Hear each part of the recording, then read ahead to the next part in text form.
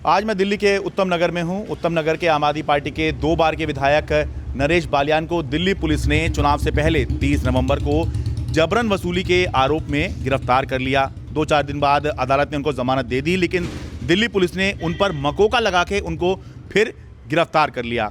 अब मैं ये सोच रहा था कि अभी कुछ दिन पहले ही जब बीजेपी के नई दिल्ली के उम्मीदवार और पूर्व सांसद परवेश वर्मा नई दिल्ली में 1100 रुपये बंटवा रहे थे, तो अरविंद केजरीवाल ने उनको देशद्रोही कह दिया था। अब इसके जवाब में परवेश वर्मा ने कहा कि अरविंद केजरीवाल ने जाटों का अपमान किया है। तो मैं सोच रहा था कि अगर ऐसे नोट बंटवाने पर कोई आपको देशद्रोही कह दे तो जाटों का अपमान होता है, तो फिर इस तरह से चुनाव से ठीक पहले अगर गिरफ्तारी होती है किसी की, तो उसमें भी तो जाटों का अपमान होता होगा। मैं डिफेंड नहीं कर रहा हूं, लेकिन एक बार सोच के देखिए कि अरविंद केजरीवाल को भी जब दिल्ली शराब नीति मामले में ज़मानत मिली थी, ईडी के केस में ज़मानत मिली थी, तो उसके बाद अचानक से सीबीआई को याद आया कि हमने भी गिरफ्तार करना है। सीबीआई ने गिरफ्तार कर लिया। इससे पहले विजय नायर जो आम आदमी पार्टी के कम्युनिकेशन इंचार्ज थे, उनको सीबीआई ने अरेस्ट किया था। तो जिस शाम को अदालत उनकी ज़मानत याचिका पर फैसला सुनाने वाली थी, उसी दिन में विजय नायर को ईडी ने गिरफ्तार कर लिया। शाम को उनको ज़मानत मिलेगी थी, लेकिन ईडी ने उनको दिन में ही गिरफ्तार कर लिया था। तो सोचने वाली बात है कि डिफेंड नहीं कर रहा हूँ, लेकिन ये सोच के देखिए कि ऐसा सिर्फ उन्हीं लोगों के साथ क्यों हो रहा है जो सत्ता पक्ष के साथ नहीं है, या जो सीधे कहें तो बीजेपी में नहीं है, बीजेपी के साथ नहीं है। अब जब नरेश बालियान पर मकोका लगा के दिल्ली पुलिस ने गिरफ्तार कर लिया है, तो उनकी पत्नी पूजा नरेश बालियान को आम आदमी पार्टी ने अपना उत्तम नगर का उम्मीदवार बनाया है। तो देखते हैं कि नरेश बालियान की पत्नी पूजा नरेश बालियान जो है किस तरह से अपना चुनाव लड़ रही हैं और किस तरह से अपना प्रचार कर रही हैं, ताकि तीसरी बार, जो उनके पति 2 बार जीत चुके हैं, तीसरी बार भी ये सीट जो है उनको मिल सके। आइए।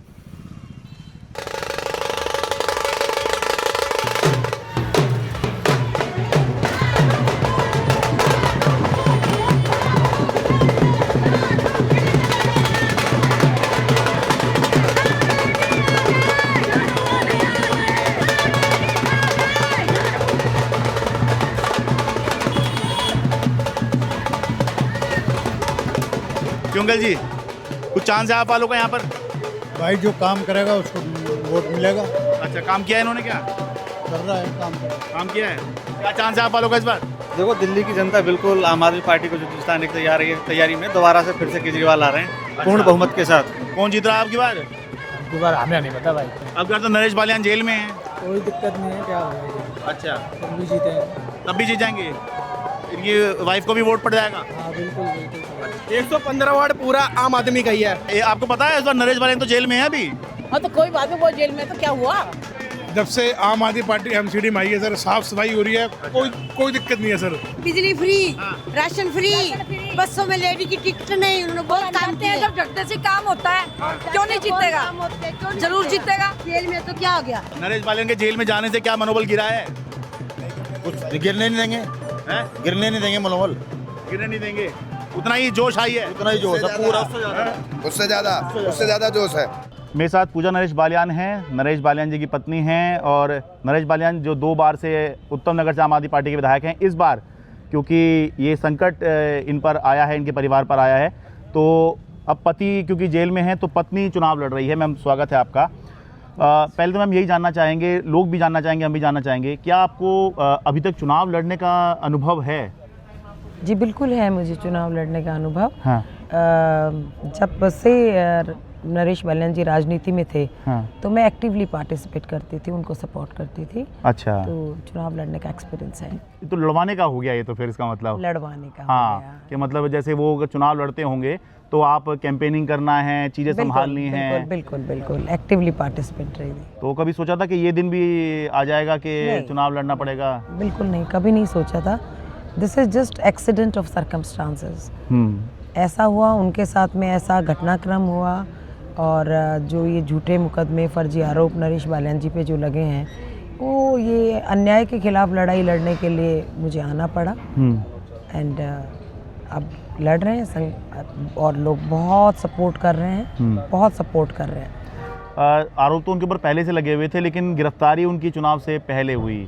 तो इसे किस तरह से आप देख रहे नहीं, हैं? क्या आरोप लग रहे थे। मैं थोड़ा सा रेक्टिफाई करना चाहूंगी आपको। देखिए 1.5 साल से उनको धमकियां मिल रही थी लगातार, और उन्होंने 1.5 साल के अंतराल में 5 बार, एक बार नहीं 5 बार उन्होंने कंप्लेंट करी पुलिस में, और उनकी शिकायत पे पुलिस ने तो कोई एक्शन लिया नहीं। और 1.5 साल तक तो नरेश बालियान जी को गिरफ्तार नहीं किया गया, और महज चुनाव के 2 महीने पहले उनको गिरफ्तार किया गया है। तो आप देखिए ये तो पॉलिटिकल सारा मोटिवेटेड है, पॉलिटिकली मोटिवेटेड है। राजनीतिक मोहरा बनाया गया है उनको, ताकि वो चुनाव 2 महीने पहले, 1.5 साल जब ये प्रकरण चल रहा था, जब वो पुलिस में कंप्लेंट कर रहे थे, तब क्यों नहीं गिरफ्तार किया गया? तब भी गिरफ्तार किए जा सकते थे अगर वो उन्हें आरोपी मान रहे थे। लेकिन उनके खिलाफ जो भी आरोप हैं, जो भी मुकदमे हैं, वो निराधार हैं, बेसलेस हैं। इसलिए उनको इलेक्शन को डिस्टर्ब करने के लिए महज 2 महीने पहले उनको अरेस्ट किया गया। तो अब आप जैसे कैंपेन में जा रही हैं, तो लोग पूछ रहे हैं क्या कि आप क्यों आई हैं, या फिर वो पहले जैसे ही मान रहे हैं जैसे आप कैंपेन पहले भी कर रही थी अभी भी कर रही हैं, या पूछते हैं कि नरेश बालियान जी कहाँ हैं? डिफरेंस है पहले में और अब में। हाँ। पहले सपोर्ट करते थे, लेकिन आज वो इसको अपना व्यक्तिगत चुनाव मान के लड़ रहे हैं। हाँ। जो नरेश बालियान जी के साथ हुआ है, बच्चा उत्तम नगर का जानता है, और वो सपोर्टिव नहीं है एक्चुअल में। वो तो चुनाव ही उत्तम नगर खुद लड़ रहा है। आप देखिए, फील्ड में जाइए तब आपको पता लगेगा।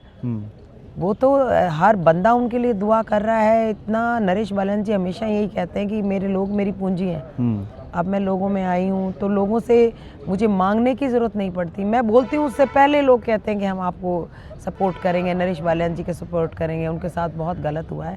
तो जो बेसिक चीज़ है उसको लोगों को समझाने की ज़रूरत नहीं है। वो सब समझ रहे हैं, सब कुछ ये राजनीतिक स्टंट है, पॉलिटिकल स्टंट है, और नरेश बालियान जी को महज मोहरा बनाया गया है। मैं ये भी क्या बता रहा था अपने दर्शकों को कि जब प्रवेश वर्मा 1100 रुपये बांट रहे थे, तो अरविंद केजरीवाल ने उनको देशद्रोही कह दिया। तो प्रवेश वर्मा ने कहा कि अरविंद केजरीवाल ने जाट समाज का अपमान किया, जाटों का अपमान किया है। तो फिर क्या आप भी ये कह रहे हैं कि जब नरेश बालियान जी इस तरह गिरफ्तार हुए हैं चुनाव से ठीक पहले, कि जाटों के साथ अन्याय किया जा रहा है? बिल्कुल अन्याय है, घोर अन्याय है जी।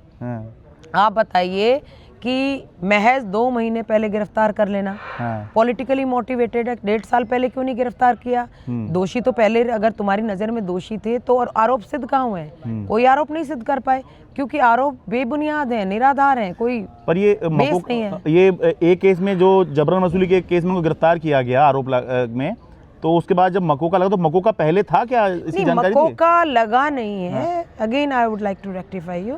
मकोका लगा नहीं है, मकोका के तहत जांच पड़ताल हो रही थी। हाँ, मतलब उस अच्छा, मकोका लगा नहीं है। मकोका सिद्ध होना एक अलग बात होती है। मकोका कहाँ सिद्ध हुआ है? कोई मकोका नहीं, उस मतलब हुए तो उसी उसमें है ना, एक्ट तो वही है, मतलब जांच चल रही है। मैं ये नहीं कह रहा हूँ सिद्ध हो गया, मैं तो ये कह नहीं रहा हूँ। देखिए, महज इसको और कॉम्प्लिकेट करने के लिए, चीजों को और कॉम्प्लिकेट करने के लिए कि उनको इलेक्शन तक बाहर आना ही नहीं देना, तो उन्होंने चीजों को और ज्यादा कॉम्प्लिकेटेड कर दिया है।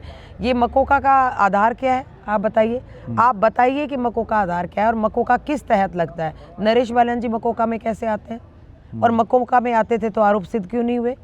आरोप है ना, और केस कोर्ट में चल रहा है, न्यायपालिका में केस चल रहा है। हालांकि हम तो ये मतलब इस पे कह सकते हैं कि अचानक से जब इस केस में जमानत मिली तो तब इस केस में गिरफ्तारी अचानक से जमानत मिली है उनको। वो जमानत मिली, जमानत मिलने के ठीक 10 मिनट बाद ही उनको दूसरा केस लगा दिया कि मकोका के तहत जांच पड़ताल होगी। बेस होना चाहिए। क्या बेस था मकोका का?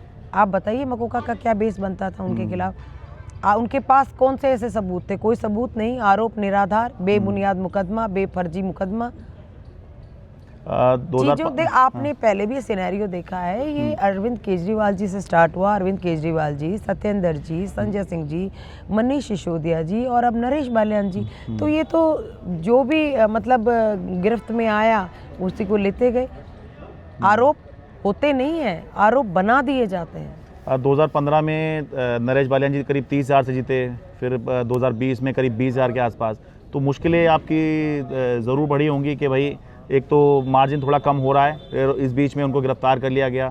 तो मुश्किलें किस तरह से बढ़ी हैं आपकी? मार्जिन को छोड़ भी दें अगर, वो तो ऊपर नीचे हर चुनाव अलग अलग होता है। मेरा चुनाव को देखने का दृष्टिकोण अलग है।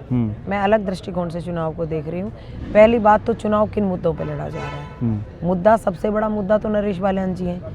जो नरेश बाल्यान जी के साथ अन्याय हुआ है, आपने देखा होगा, स्लोगन्स भी देखे होंगे, तो उसके लिए अन्याय के खिलाफ न्याय की लड़ाई है। और मैं तो कहती हूँ धर्म युद्ध है। लोग मान रहे हैं कि धर्म युद्ध है, अधर्म से धर्म की लड़ाई है।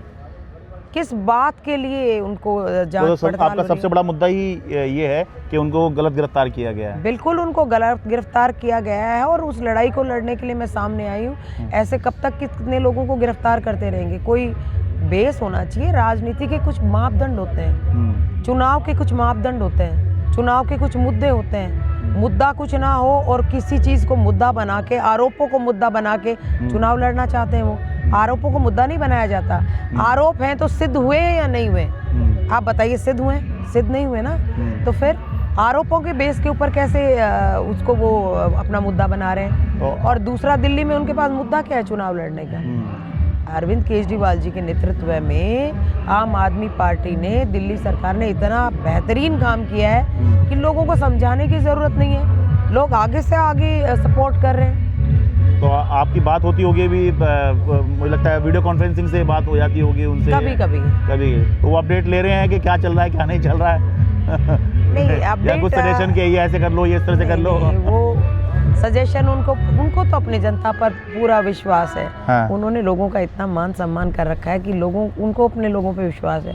और लोग, आप कभी आइए मेरे घर में, अगर सुबह 7 बजे आएंगे आप, तो मेरे घर का नज़ारा देखेंगे, अद्भुत नज़ारा देखने को मिलेगा। मैं ऊपर से नीचे उतर के भी नहीं आती हूँ। इससे पहले लोग ड्राइंग किचन तक आते हैं और सीधा ही वहीं कहते हैं, बेटा ये लो, ये फलाने मंदिर का प्रसाद है, ये माला पहन लो, ये है। और सुबह 7 बजे से दुआएं देने लग जाते हैं। और उनमें से बहुत से लोग ऐसे होते हैं जिनको मैं पहली बार मिल रही होती हूँ।